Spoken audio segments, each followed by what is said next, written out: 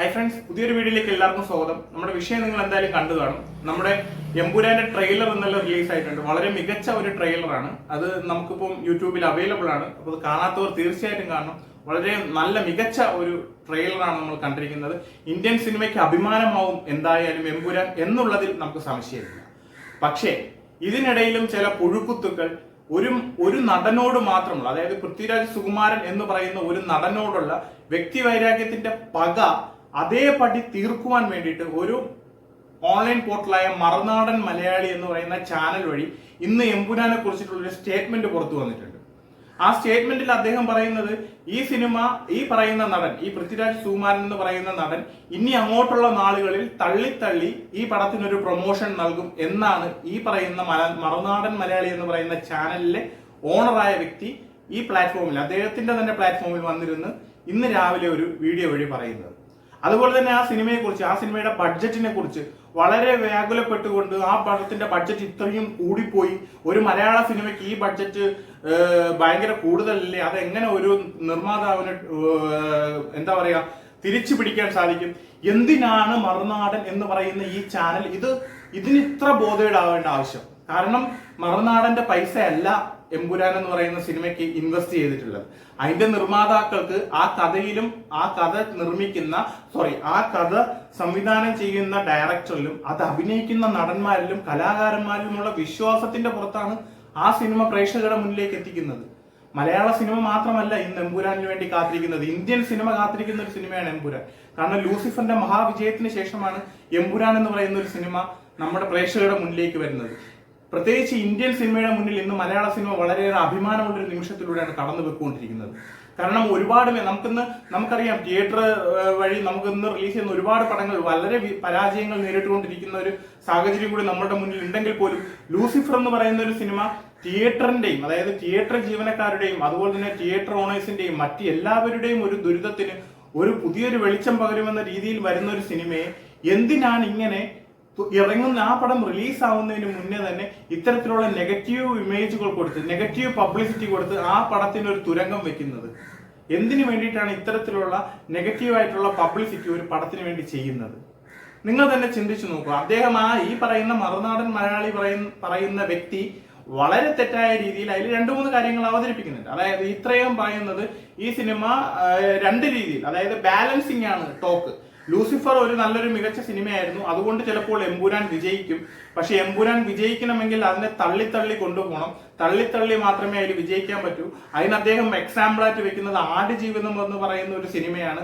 ബ്ലസ്സി എന്ന് പറയുന്ന ഒരു സംവിധായകന്റെ വളരെ മികച്ച ഒരു സിനിമയാണ് ഈ പറയുന്ന ആടുജീവിതം. അതിൽ അഭിനയിച്ചിരിക്കുന്നത് ഈ സിനിമയുടെ ഡയറക്ടറായ പൃഥ്വിരാജ് സുകുമാരനാണ്. അതിൽ നിന്ന് തന്നെ, അതായത് അയാളുടെ ആ പറയുന്ന മനുഷ്യന്റെ കമ്പാരിസണുകളിൽ നിന്ന് തന്നെ നമുക്ക് മനസ്സിലാവും ഇത് ഒരു മനുഷ്യനെ, ഒരു നടനെ ടാർഗറ്റ് ചെയ്തുകൊണ്ട് മാത്രമാണ് അദ്ദേഹം ഈ സിനിമയ്ക്കെതിരെ ഇത്രയും നെഗറ്റീവായിട്ടുള്ള ഒരു പബ്ലിസിറ്റി നൽകുന്നത്. ഞാൻ ഇവിടെ വന്നിരുന്നിട്ട് എന്റെ വീഡിയോയുടെ മുന്നിൽ ഇരുന്നിട്ട് എന്റെ വാക്കിന്റെ ശുദ്ധി മാനിച്ചുകൊണ്ട് മാത്രമാണ് ഞാൻ വേറെ എന്റെ ഈ വീഡിയോക്കകത്ത് ഞാൻ വേറെ മോശമായിട്ടൊരു പദം അദ്ദേഹത്തിനെതിരെ പ്രയോഗിക്കാത്തത്. കാരണം ഇത്തരം വീഡിയോകൾ ചെയ്യുന്ന ആളുകളോട് പറയേണ്ട പദപ്രയോഗം മറ്റൊന്നാണെന്ന് എനിക്ക് നല്ല ബോധമുണ്ട്. പക്ഷേ എന്റെ പൊതുമണ്ഡലവും ഞാൻ സംസാരിക്കുന്നത് ഒരു പൊതു ഇടത്തിലായതുകൊണ്ടും കുട്ടികളും മറ്റു ആളുകളും കാണുന്ന ഒരു വീഡിയോ എന്ന ഒറ്റ ഇത് ഉള്ളത് കൊണ്ട് മാത്രമാണ് ഞാൻ എന്റെ വാക്കിന്റെ സഭ്യത ഞാൻ ഈ ഒരു വീഡിയോയിൽ കാണിക്കുന്നത്. കാരണം അദ്ദേഹം ചെയ്തതിന്, ഈ പറയുന്ന മറുനാടൻ എന്ന് പറയുന്നവൻ ചെയ്തതിന് ഇങ്ങനെയുള്ള ഒരു പ്രതികരണമല്ല തീർത്തും നൽകേണ്ടത്. കാരണം ഒരു ഇൻഡസ്ട്രിയെ, ഒരു മലയാള സിനിമയുടെ ഒരു ഉണർവിനും അതുപോലെ തന്നെ അതിന്റെ കരുത്തിനും പ്രചോദനമായി മുന്നോട്ട് വരുന്ന ഒരു സിനിമയെ എങ്ങനെയൊക്കെ നെഗറ്റീവ് വഴി തളർത്താം എന്നാണ് അദ്ദേഹം നോക്കുന്നത്. എന്നിട്ട് പറയുകയുണ്ടായി, നെഗറ്റീവ്, അതായത് ഈ സിനിമയ്ക്ക് ഇനി കുറെ തള്ളുകളിലൂടെ മാത്രമേ ആളുകളുടെ ഇടയിലേക്ക് ഒരു പബ്ലിസിറ്റി കൊണ്ടുവരാൻ സാധിക്കത്തുള്ളൂ എന്നാണ് ഈ മനുഷ്യൻ പറയുന്നത്. എന്തിനാണ് മിസ്റ്റർ മറുനാടൻ അങ്ങനെ ഒരു പബ്ലിസിറ്റി എമ്പുരാൻ എന്ന് പറയുന്ന ഒരു സിനിമയ്ക്ക്? എമ്പുരാൻ സിനിമയ്ക്കകത്ത് ഒരുപാട് ബ്രാൻഡുകൾ ഉണ്ട്. ആ ബ്രാൻഡ് ക്വാളിറ്റിയാണ് ആ സിനിമയുടെ വിജയം. കാരണം പൃഥ്വിരാജ് സുകുമാരൻ എന്ന് പറയുന്ന വളരെ മികച്ചൊരു നടനും അതുപോലെ തന്നെ മികച്ചൊരു സംവിധായകനും പ്രൂവ് ചെയ്തൊരു മനുഷ്യന്റെ ക്വാളിറ്റി ഇവിടെ ഒന്നാമത് നിൽക്കുന്നുണ്ട്.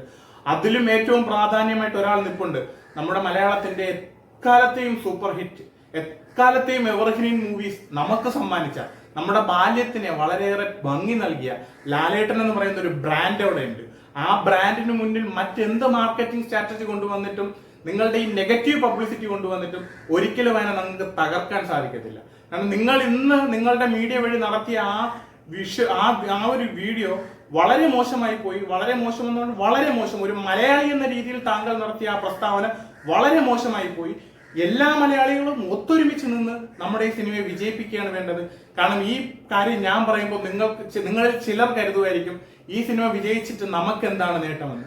അങ്ങനെ ഞാൻ ഒരു വ്യക്തിയുടെ പേഴ്സണൽ ലാഭത്തിന്റെ പുറത്ത് ഞാൻ സംസാരിച്ച ഒരു വിഷയമല്ല ഇത്.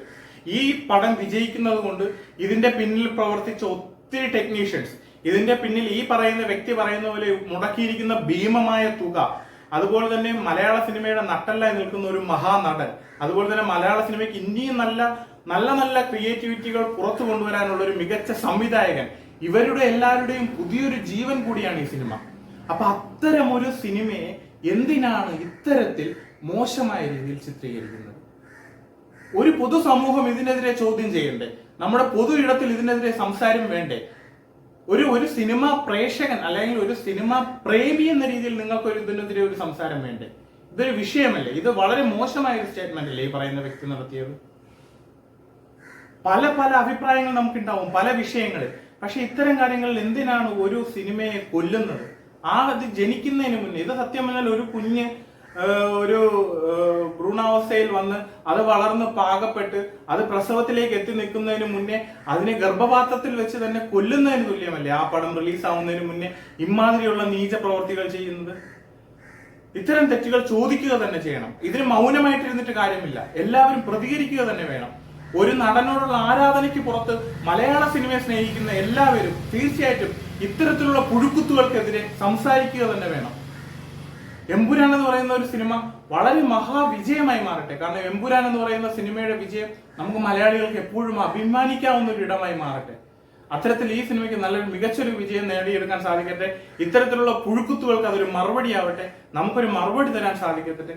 അതുപോലെ തന്നെ ഈ വരുന്ന മാർച്ച് 27-നാണ് എമ്പുരാൻ റിലീസ് ആവുന്നത്. അപ്പൊ എല്ലാവരും തീർച്ചയായിട്ടും ഈ പടം തിയേറ്ററുകളിൽ തന്നെ പോയി കാണാൻ മാക്സിമം നോക്കുക. ഒരിക്കലും ഇത് OTT-യിലേക്ക് വേണ്ടി വെയിറ്റ് ചെയ്തിരിക്കരുത്. ഇതൊരു തിയേറ്റർ എക്സ്പീരിയൻസ് ചെയ്യാനുള്ള ഒരു മൂവിയാണ്. നമുക്ക് അതിന്റെ വിഷ്വൽസുകളിൽ നിന്ന് തന്നെ ആ കഥാ പശ്ചാത്തലങ്ങളിൽ നിന്ന് തന്നെ നമുക്ക് മനസ്സിലായിട്ടുണ്ട്.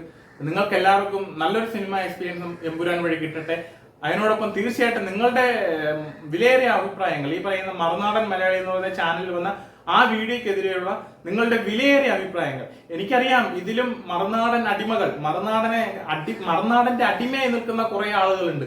സോഷ്യൽ മീഡിയയിലെ എഴുത്തിന് വേണ്ടി എഴുത്തു ജോലിക്കാർ കുറെ പേരുണ്ട്. ഞാൻ കഴിഞ്ഞ ഒരു ദിവസം വിട്ടൊരു വീഡിയോ കമന്റിൽ എനിക്ക് വന്ന കുറെ കമന്റുകൾ തന്നെ അതിന് ഉദാഹരണം തന്നെയാണ്. കാരണം അത്തരം കുറെ എഴുത്തു ജോലിക്കാരുണ്ട് ഈ പറയുന്ന മറുനാടന് വേണ്ടിയിട്ട്. അത്തരം ആളുകൾ വന്ന് നെഗറ്റീവ് പറയുമെന്ന് എനിക്ക് ഉറപ്പുണ്ട്. പക്ഷേ സിനിമയെ സ്നേഹിക്കുന്ന, മലയാള സിനിമയെ ഇഷ്ടപ്പെടുന്ന ഒരു മനുഷ്യനും ഈ വീഡിയോക്കെതിരെ നെഗറ്റീവ് പറയില്ലെന്ന് എനിക്ക് ഉറപ്പുണ്ട്. കാരണം ഇത്തരം പുഴുക്കുത്തുകൾ നമ്മൾ മാറ്റി നിർത്തുക തന്നെ വേണം. എമ്പുരാൻ എന്ന് പറയുന്ന ഒരു സിനിമ വലിയൊരു വിജയമായി മാറട്ടെ. അപ്പൊ അടുത്തൊരു വീഡിയോ നമുക്ക് കാണാം. അടുത്തൊരു വീഡിയോ കാണുന്നവരെ നിങ്ങൾക്ക് എല്ലാവർക്കും നല്ലൊരു ദിവസം ഞാൻ ആശംസിക്കുന്നു.